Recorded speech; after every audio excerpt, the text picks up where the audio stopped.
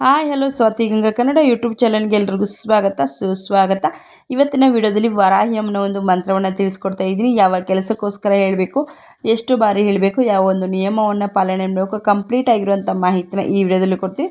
Video ಇಷ್ಟ ಆದರೆ like, share, comment, subscribe ಮಾಡಿಕೊಂಡು ಸ್ವಾತಿ ಗಂಗಾ ಕನ್ನಡ ಯೂಟ್ಯೂಬ್ ಚಾನಲ್ಗೆ ಎಲ್ಲರೂ ಸಪೋರ್ಟ್ ಮಾಡಿ ಅಂತ ಕೇಳ್ಕೊಳ್ತೀನಿ.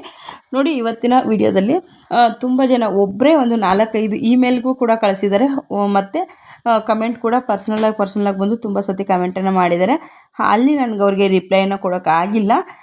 ನಿಮಗೆ ಕ್ಷಮೆ ಇರಲಿ ಅಂತ ಕೇಳ್ಕೊಳ್ತೀನಿ. ಯಾಕಂದರೆ ನನಗೆ ಅವರು ಮೇಲಲ್ಲಿ ಕಳಿಸಿದ್ರು, ಮತ್ತು ತಿರ್ಗಿ ಅವ್ರಿಗೆ ಯಾವ ರೀತಿಯಾಗಿ ಕಳಿಸ್ಬೇಕಂತ ನಂಗೆ ಗೊತ್ತಾಗಲಿಲ್ಲ. ಹಾಗಾಗಿ ನಾನು ವಿಡಿಯೋದಲ್ಲೇ ತಿಳಿಸ್ಬಿಡೋಣ ಅಂಥೇಳಿ ಹೇಳ್ತಾ ಇದ್ದೀನಿ. ಇವತ್ತು ನೋಡಿ, ಮಂಗಳವಾರದ ಪೂಜೆ ತುಂಬ ಸರಳವಾಗಿ ಪೂಜೆಯನ್ನು ಮಾಡ್ಕೊಂಡಿದ್ದೀನಿ. ಅಮ್ಮನವರನ್ನು ಈ ರೀತಿಯಾಗಿ ನಾನು ತುಂಬ ಸತಿ ಹೇಳಿದ್ದೀನಿ, ಈ ರೀತಿಯಾಗಿ ಆರಾಧನೆಯನ್ನು ಮಾಡ್ಕೊಂಡಿದ್ದೀನಿ.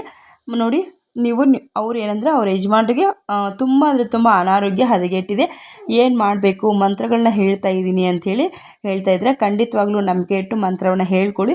ಯಾಕಂತಂದರೆ ನಮ್ಮ ಕರ್ಮದ ಫಲಗಳು ಯಾವ ರೀತಿಯಾಗಿದೆ ಅಂಥೇಳಿ ನಮಗೆ ಗೊತ್ತಿಲ್ಲ. ಇವತ್ತು ವಾಸಿ ಆಗುತ್ತಾ, ನಾಳೆ ಆಗುತ್ತಾ ಅಂತ ಗೊತ್ತಿಲ್ಲ. ಹಾಗಾಗಿ ನಿಮಗೆ ಸರಳವಾಗಿರುವಂಥ 2 ಪರಿಹಾರವನ್ನು ಹೇಳ್ಕೊಡ್ತೀನಿ. ಒಂದು ಮಂಗಳವಾರ ಮಾಡುವಂಥದ್ದು, ಮಂಗಳವಾರ ಮತ್ತು ಶುಕ್ರವಾರ ನಿಮಗೆ ಯಾವಾಗ ಟೈಮ್ ಸಿಗುತ್ತೋ ಆವಾಗವಾಗ ಮಾಡೋವಂಥದ್ದು. ಏನು ಮಾಡಬೇಕು ಮೊದಲಿಗೆ ಅಂದರೆ, ನಿಮ್ಮ ಕೈನಲ್ಲಿ ಎಡಗೈಯಲ್ಲಿ ಬಿಳೆ ಸಾಸಿವೆಯನ್ನು ತೆಗೆದುಕೊಳ್ಬೇಕು. ನಿಮ್ಮ ಯಜಮಾನರನ್ನು ಪೂರ್ವಾಭಿಮುಖವಾಗಿ ಕೂರಿಸ್ಬೇಕು. ನೀವು ನಿಮ್ಮ ಮನೆಯವರು ಆಪೋಸಿಟಲ್ಲಿ ನಿಂತ್ಕೊಂಡು ನೀವು ಅವ್ರಿಗೆ 18 ಸುತ್ತುಗಳನ್ನು ಹಾಕ್ಕೊಂಡ್ರೂ ಸಹ ನಡೆಯುತ್ತೆ. ಇಲ್ಲಾಂದರೆ ಬಲಕ್ಕೆ 3 ಬಾರಿ, ಎಡಕ್ಕೆ 3 ಬಾರಿ, ಆಕಾಶಕ್ಕೆ 3 ಬಾರಿ, ಮತ್ತು ಅವರನ್ನು ಪ್ರದಕ್ಷಿಣೆಯನ್ನು ಹಾಕ್ಕೊಂಡ್ರೂ ಕೂಡ ನಡೆಯುತ್ತೆ. ಟೋಟಲಾಗಿ ನೀವು ಎಣಿಸ್ಕೊಂಡು ಕೂಡ ಹಾಕ್ಕೊಳ್ಬಹುದು.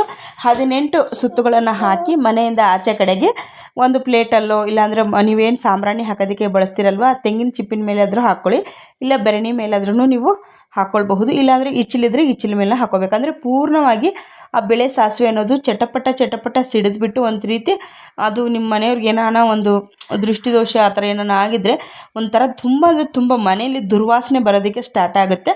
ಆವಾಗ ನೀವು ಅರ್ಥ ಮಾಡ್ಕೊಳ್ಳಿ, ಏನಾನ ಕಣ್ಣು ದೃಷ್ಟಿ ಆಗಿದೆ ಅಂಥೇಳಿ. ಆವಾಗ ನಿಮ್ಮ ಮನೆಯವ್ರಿಗೆ ಸ್ವಲ್ಪ ಜಾಸ್ತಿ ಕಾಳಜಿ ವಹಿಸಿ ದೃಷ್ಟಿಯನ್ನು ಚೆನ್ನಾಗಿ ತೆಗಿರಿ ಅಂಥೇಳಿ ಕೇಳ್ಕೊಳ್ತೀನಿ. ಇನ್ನೊಂದೇನಪ್ಪ ಅಂದರೆ, ಬೂದುಗುಂಬಳಕಾಯಿ ಬರುತ್ತಲ್ವ, ಇದನ್ನು 3 ಭಾನುವಾರಗಳು ಸಹ ಮಾಡಬಹುದು, ಇಲ್ಲ 3 ಅಮಾವಾಸ್ಯೆಗಳು ಸಹ ಮಾಡ್ಬೋದು, 3 ಪೌರ್ಣಮಿ ಮಾಡ್ಬೋದು. ನಿಮಗೆ ಯಾವುದು ಬೇಕೋ ಅದನ್ನು ನೀವು ಸೆಲೆಕ್ಟ್ ಮಾಡಿಕೊಂಡು ಬೂದುಗುಂಬಳಕಾಯನ್ನು ಮಧ್ಯದಲ್ಲಿ ಕಟ್ ಮಾಡ್ಕೋಬೇಕು. ಇದನ್ನು ಯಾವುದೇ ಕಾರಣಕ್ಕೂ ಮನೆಯಲ್ಲಿ ಕಟ್ ಮಾಡ್ಕೋಬಾರ್ದು. ಇಲ್ಲ ನಮ್ಮ ಕೈಯಲ್ಲಿ ಆಚೆ ಹೋಗೋದಕ್ಕೆ ಸಾಧ್ಯ ಇಲ್ಲ, ಅಕ್ಕಪಕ್ಕದಲ್ಲೆಲ್ಲೂ ದೇವಸ್ಥಾನ ಇಲ್ಲ ಅನ್ನೋದಾದರೆ, ನಿಮ್ಮ ಮನೆಯ ಆಚೆ ಕಡೆಗೆ ನೀವು ಅರಿಶಿನ, ಕುಂಕುಮ, ಎಣ್ಣೆ, ಬತ್ತಿ, ಚಾಕು, ಬೂದುಗುಂಬಳಕಾಯಿ, ಒಂದು ತಟ್ಟೆ ಕಂಪ್ಲೀಟಾಗಿ ತೆಗೆದುಕೊಂಡು ಆಚೆ ಬರಬೇಕು. ಆ ಬೂದುಗುಂಬಳಕಾಯಿನ ಚೆನ್ನಾಗಿ ಸ್ವಲ್ಪ ತೊಳ್ಕೊಂಡು ಅದನ್ನು ಮಧ್ಯಭಾಗಕ್ಕೆ ಕಟ್ ಮಾಡ್ಕೊಳ್ಬೇಕು. ಒಳಗಡೆ ಇರೋವಂಥ ತಿರುಳನ್ನೆಲ್ಲ ತೆಗೆದುಬಿಟ್ಟು ಮೇಲ್ಭಾಗಕ್ಕೆ ಅರಿಶಿನವನ್ನು ಹಚ್ಕೊಳ್ಬೇಕು. ನೀವು 5 ಕಡೆಯಲ್ಲಿ ಕುಂಕುಮವನ್ನು ಇಟ್ಟು ಅದಕ್ಕೆ ಮಧ್ಯದಲ್ಲಿ ಸಾಸಿವೆ ಎಣ್ಣೆಯನ್ನು ಹಾಕ್ಕೊಳ್ಬೇಕು. ಸಾಸಿವೆ ಎಣ್ಣೆ ಹಾಕ್ಕೊಂಡು ಅಥವಾ ಕೆಂಪು ಬತ್ತಿ ಮಾಡ್ಕೊಳ್ಳಿ. ತುಂಬ ಅನಾರೋಗ್ಯ ಇದೆ ಅಂದರೆ 2 ಕೆಂಪು ಬತ್ತಿಗಳನ್ನು ಮಾಡಿಕೊಂಡು ಅದನ್ನು ನೀವು ನಿಮ್ಮ ಮನೆಯ ಆಚೆ ಕಡೆಗೆ ನಿಮ್ಮ ಮನೆಯವ್ರಿಗೆ ದೃಷ್ಟಿ ಆಚೆನೇ ಕಟ್ ಮಾಡಬೇಕು. ನಿಮ್ಮ ಮನೆಯವ್ರ ಕೈಯಲ್ಲಿ ಆಚೆ ಕಡೆ ಬರೋಕ್ಕೆ ಸಾಧ್ಯ ಇದೆ ಅಂದರೆ ಅವರಿಗೆ 3 ಬಾರಿ ದೃಷ್ಟಿಯನ್ನು ತೆಗೆದು ಮನೆಯ ಮುಂಭಾಗಿಲಲ್ಲಿ ಆಚೆ ಕಡೆ ಈಚೆ ಕಡೆಗೆ ಒಂದು ಏನು ನಾವು ಸಂಜೆ ಗೋಧೂಳಿ ಸಮಯ ಅಂತೀಯಲ್ವ, ಒಂದು 5:30ಯಿಂದ 6:30 ಒಳಗಡೆಗೆ ನೀವು ಈ ದೀಪಾರಾಧನೆಯನ್ನು ಮಾಡಿ ದೇವಸ್ಥಾನಕ್ಕೆ ಹೋಗೋದಾದರೆ ಕಾಲಭೈರವೇಶ್ವರ ದೇವಸ್ಥಾನಕ್ಕೆ ಈ ಒಂದು ದೀಪವನ್ನು ಹಚ್ಚಿ ಬನ್ನಿ. 3 ಬರೋ ರೀತಿಯಲ್ಲಿ ಹಚ್ಚಿಬಿಟ್ಟು ಬನ್ನಿ.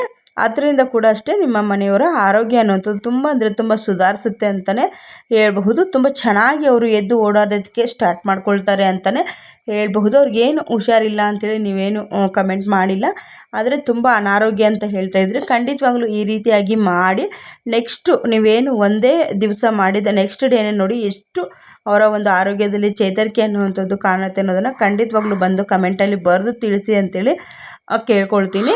ಬನ್ನಿ, ಇವಾಗ ಈ ಒಂದು ವರಾಹಮ್ಮನ ಮಂತ್ರವನ್ನು ಯಾವ ಕೆಲಸಕ್ಕೋಸ್ಕರ ಹೇಳಬೇಕು, ಎಷ್ಟು ಬಾರಿ ಹೇಳಬೇಕು ಅನ್ನೋದನ್ನು ಸಹ ನಾನಿಲ್ಲಿ ತಿಳಿಸ್ಕೊಡ್ತೀನಿ.